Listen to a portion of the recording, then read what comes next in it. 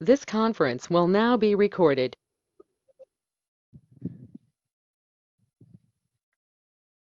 All right, good evening. My name is Mary Maslowski. I'm the chair of the Harwich Historic District and Historical Commission. We're calling to order the meeting for Wednesday, October 21st. It's 2020 at 6 p.m. I'd like to start with a roll call, please. Bob Doan? Bob here. Brendan? Here.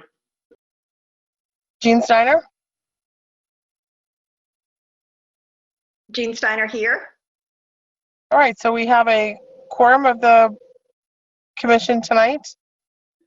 We will just want to state that this meeting is being held in accordance with Governor Charlie Baker's order from March 17th. This meeting will be virtual only and no in-person attendance will be permitted. The meeting will be available on the town's website and will be placed on the YouTube page for future viewing. So the first item on our agenda was a quick touch base on the demolition delay bylaw. Yeah, do you want me to read the instructions or the exact wording? If you would, Bob, that would be wonderful. Yeah. A continued review and possible vote, demolition delay proposed amendments to the Town Code, Chapter 131, Historical Preservation, Article 2, Historically Significant Buildings. Jean Steiner. Okay. I think we went over this pretty much last time. I don't know. I asked Elaine to send out the latest draft, which is dated 9/21 or 10/20. 9/21, I think it's dated, but mine just printed off as 10/21.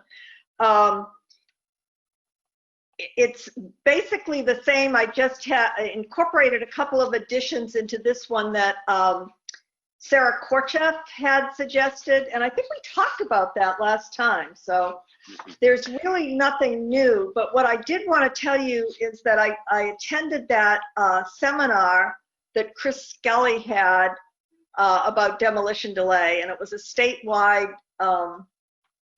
seminar that went on for a couple of hours. This was probably right after our last HDHC meeting.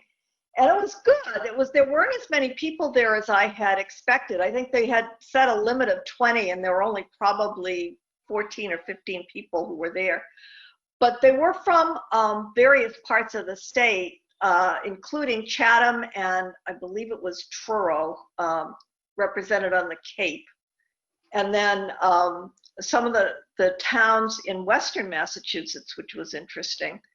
But one of the things that came up was that the whole idea of demolition by neglect, I can't even talk straight now, is kind of a lot of interest to many, many people, and it's not in too many of the towns' language. So there may be a further seminar that looks at that from a more holistic piece, but everybody seemed happy that, you know, that was something that we were addressing, and I said we really owed it to Orleans. So yeah. But it was a good meeting. Some of the towns were nowhere near as far as we were on it. Some didn't even have much structure around it at all. The one thing I did find from the meeting, and I don't know whether we want to change it or not, is that the daily fee for non-compliance, or if you demolish without permission, is $300 per day, and then they added language that said to the extent of the value of the property. And we don't have that in here. We may want to add that. We did put in $500 a day, but we could put it back to $300 and say up to the extent of the value of the property. But that's something. So, Jean, as far as the dollar amount is concerned, Yeah. under section, chapter 20, section 41D, or 40, section 21D, because it's been a long time. That's the non-criminal statute, so it allows towns to adopt it and make local ordinances and bylaws non-criminal, so you can write tickets for those violations. And I think it used to have a cap at $300 a day, unless you had a special legislation. So I think that's primarily where the $300 is coming from. I do want to say that I think capping it at the value of the property is a good idea. One of the things that sometimes can be done is to add those values onto the tax title, and you don't never want to exceed the value of the tax title because it only gets messy. We never really recover that money back if it ends up going to foreclosure. So I think both of those ideas are things to look at. Okay.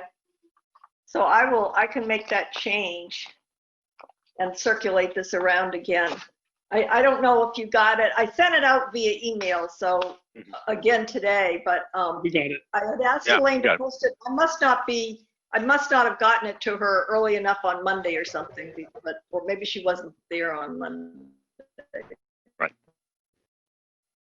Bob, did you have any comments? Yes, I do. So one of the change. items that was added was a report by a licensed engineer addressing the condition of the building, and we've had that, but I've been concerned about that from a standpoint is what is the ramification of that? Does that mean if a licensed engineer does address the condition that we automatically allow demolition? That's not my intent, but I was thinking of adding something to that to put a little more meat around it. And I was suggesting the wording of something like, must submit a professional opinion on the feasibility and cost of restoration. So is that under? That's top of page 4. Intent to demolish? Yeah, it's under procedure. So where it says a report by a licensed engineer addressing the condition of the building. And did you see the language that it should be in red, but mine didn't print out in red. The engineer must have experience evaluating historic buildings, experienced in rehab of historic structures. That was a Sarah Korchak ad. Yeah, and that should stay in there for sure, because they need to be qualified. Right, and then, so Bob, tell me what you just said. Well, this is what I came up with. I came up with a couple. One of them I said, the engineer must document that restoration would impose an extreme hardship. But that's not good because we're not focusing on the builder or the owner. It's really the fact of the historical property. So then I changed it. Must submit a professional opinion on the feasibility and cost of restoration. Okay, I like that.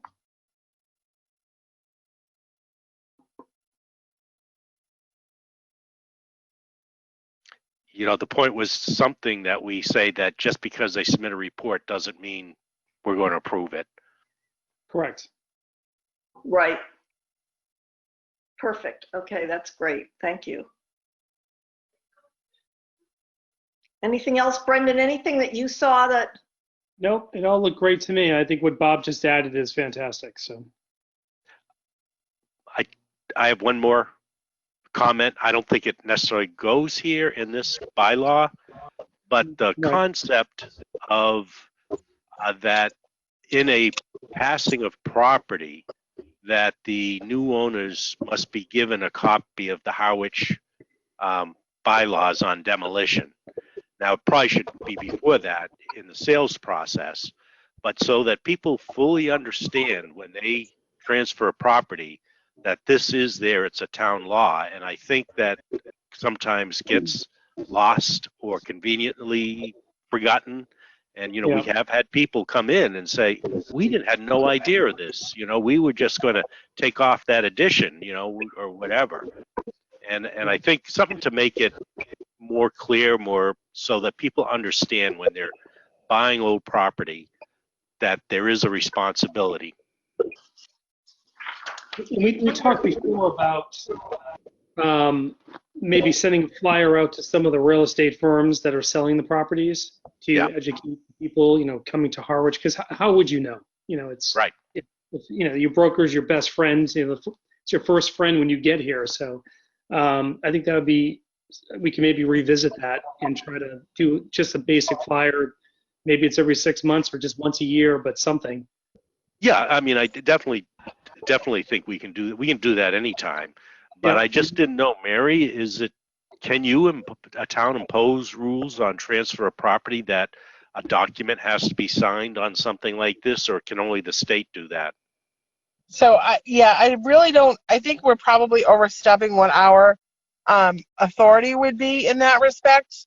Yeah, Mhm. Part of me says the onus is on the person when you're buying the property, that you know what you're buying. I So, agree.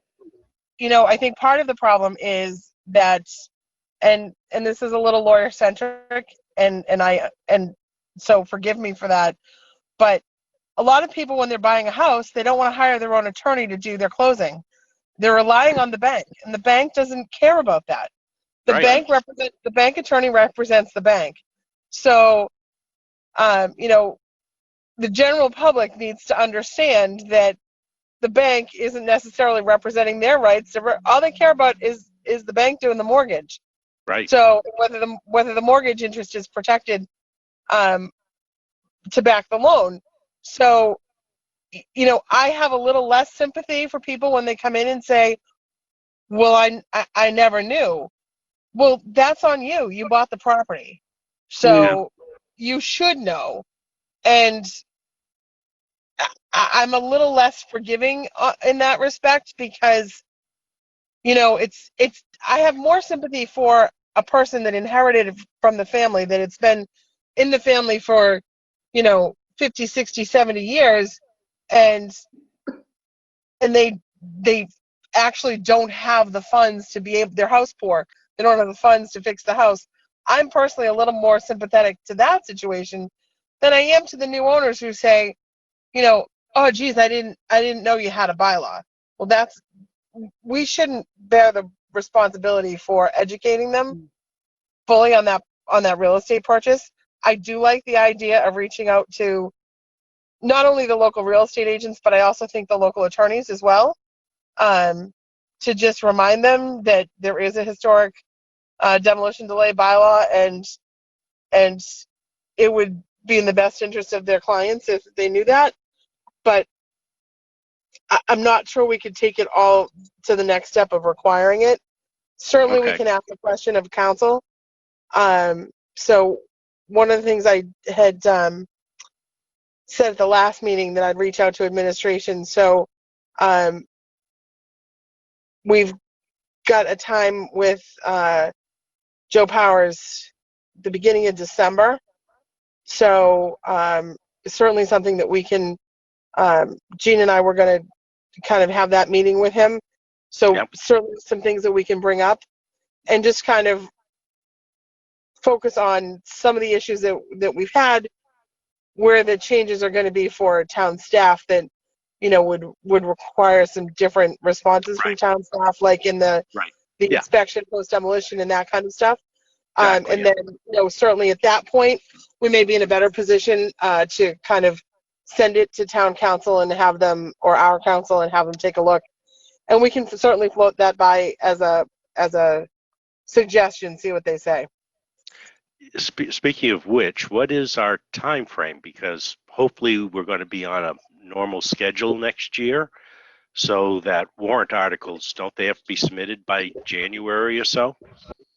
So I know it's January or February. There was some talk. I'm not sure whether it's true, but a lot of towns try to move bylaw changes to a fall town meeting. I don't know what spring is going to look like. So certainly with planning board, we were doing meeting, public hearings right before town meetings. So as long as we kind of get it in position, if it's something that we're looking to do, we can certainly ask at that time about a space holder.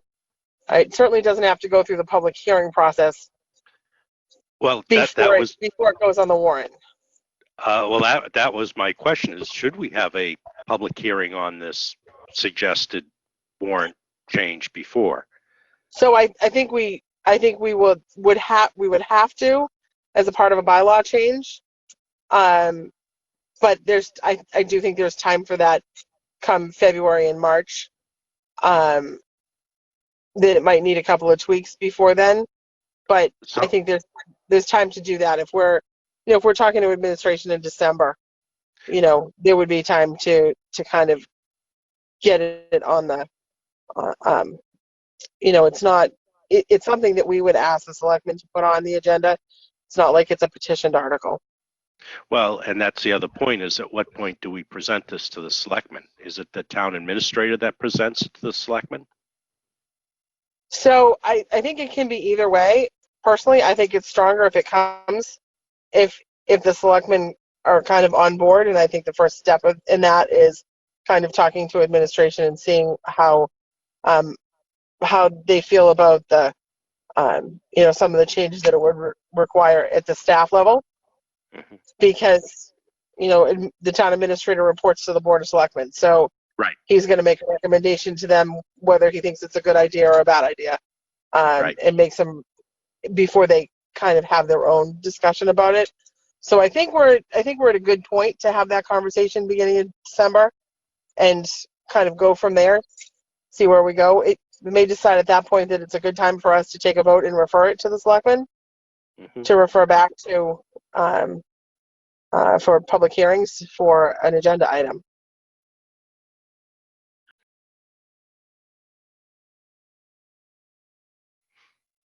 Is there a reason why we're waiting till December? Is that just because we're got to go through our process first? No, that's the date that I got when I requested. Okay, I know. Very crazy there.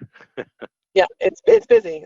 It's still COVID, and frankly, I'd be hard pressed to take a couple of hours out of work before then anyway. So, Oh, yeah.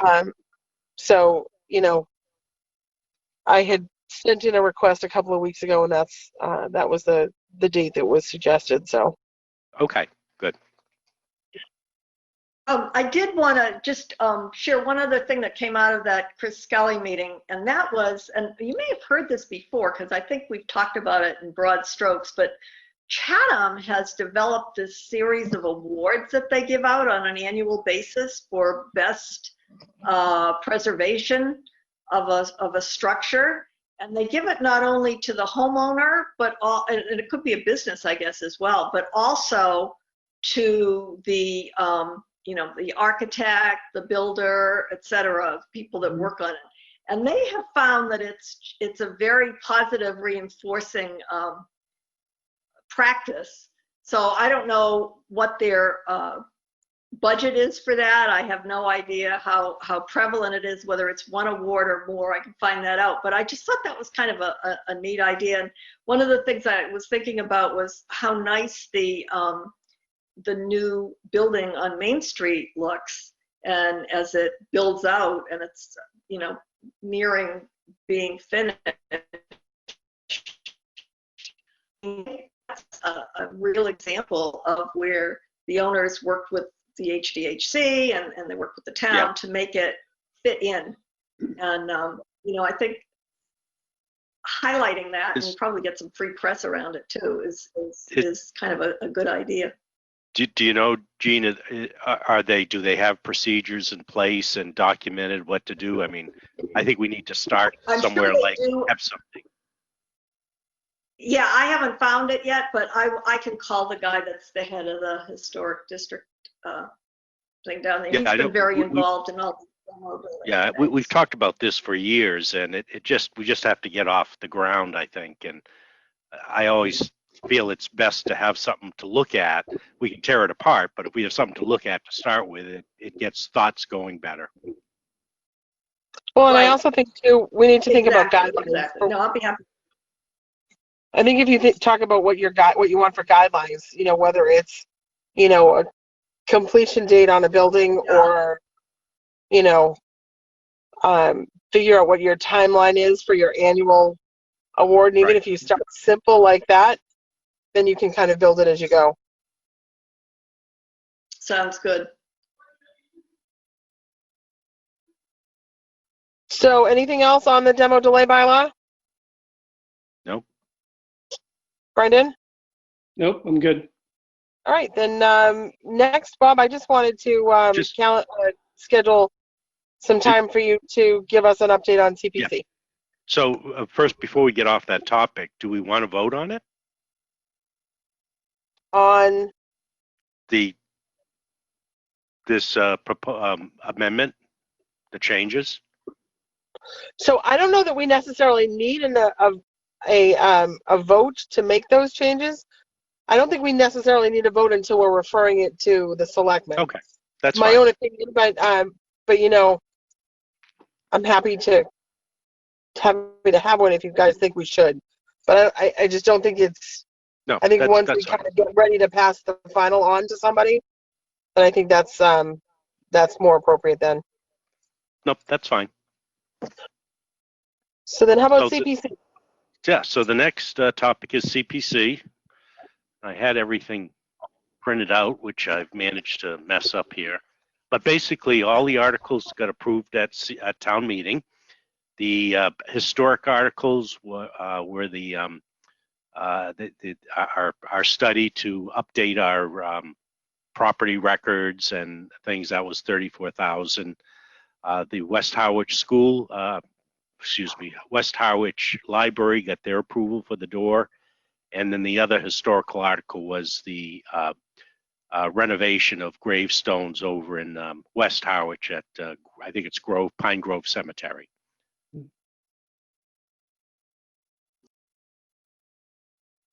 So on top of that, then our new applications are due the 30th, correct? That's correct. I've not heard anything different on that yet. No, and I haven't either. So just put a reminder out there to anyone that is looking to put in a historic application this year that they should reach out to either the building department for inclusion on the agenda or reach out to me directly so that we Okay. can kind of put them on an agenda so that we'll get that kind of review in time for it to be to CPC. I think, Bob, we talked at CPC about a deadline, and off the top of my head, I don't remember what that was, whether that was sometime in December, if I recall correctly. The additional, I think it was the end of December. It Okay. was, yeah, it was quite a while before they need to submit supporting documentation and approvals. I do know that Museum Commission is working on another article for Brooks Academy. So it's that's the only one I've heard of that's active, and I have communicated with them regarding that. Fantastic. Oh, Any other questions? and also I did also talk with on there'll be another grave improvement restoration submitted also. All right, good. Does anybody have any questions about CPC?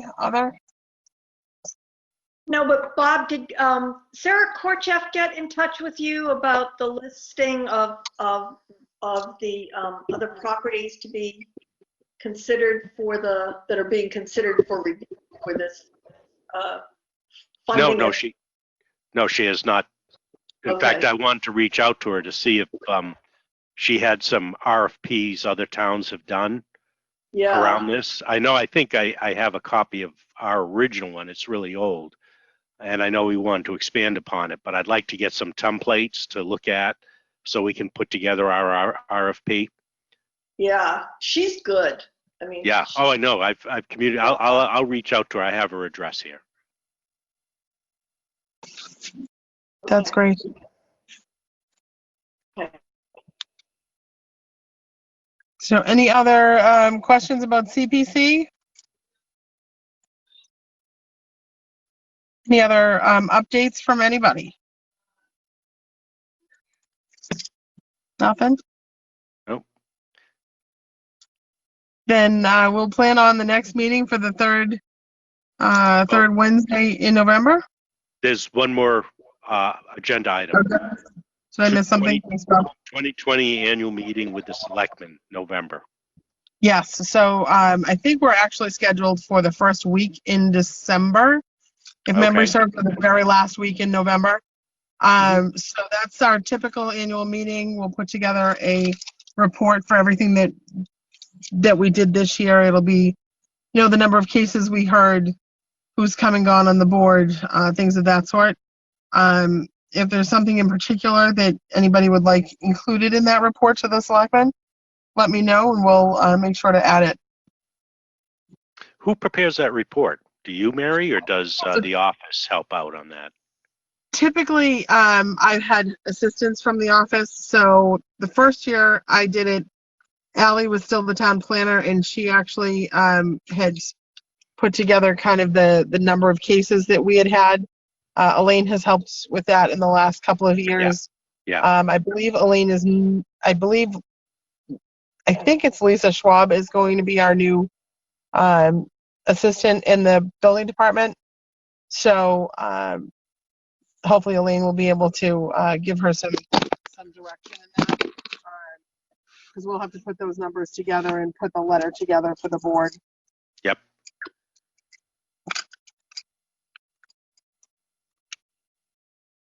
But just in general, if there's anything that you folks think I haven't touched in past years that I should actually address with them, typically I'm giving them numbers of the number of cases we had, the number of demolition delays, the number of that we've imposed, the number of applications we've had, anything that we've supported with CPC funds, things of that sort. So. I'll dig through my emails and I'll find the date of the meeting that we're supposed to be at, and I'll forward that to all of you. Great. That sounds good. All right. Is there anything else anybody wants to talk about? No. Nope. All right, then I'll entertain a motion to adjourn. So moved. Second. I'll second. So motion's been made by Mr. Jones, seconded by Brendan Lowney. All those in favor with a roll call vote. Jean Steiner. Yes. Brendan Lowney. Yes.